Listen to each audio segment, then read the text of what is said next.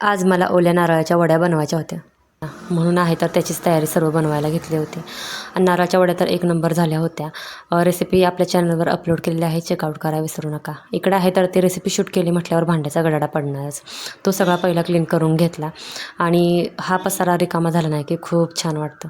सगळा पसारा घासून भांडी वगैरे घासून घेतली, पसारा आवरून घेतला.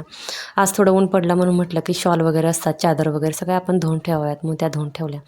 आणि ह्याचा काही वापर होत नव्हता म्हणून मी अशी आयडिया केली. जुना जो टॉप होता ना, खूप लेंथ मोठी होती म्हणून कट केला आणि एकदम शॉर्ट कुर्तीमध्ये त्याचं कन्वर्ट केलं. एक नंबर तर झाला होता आणि दिसायला पण खूप सुंदर दिसत होता. तर त्याच्या खाली प्लाझो घातले होते त्यामुळे तर एक नंबर दिसत होता. सगळं घर क्लीन करून घेतलं आणि नंतर मग माझ्यासाठी चहा आणि तनेसाठी पोहे बनवले. आणि नंतर मग सोमवार होता, उपवास सोडायचा होता, त्यामुळे चपात्या बनवायच्या होत्या. चपात्या बनवून घेतल्या आणि भाजीमध्ये आज पातळ भाजीमध्ये होतं ते म्हणजे डाळ कांदा. तर खूप दिवसांनी बनवला होता आणि एकदम झणझणीत बनवला होता. तर असा होता आजचा ब्लॉग. कसा वाटला कमेंट्स करून नक्की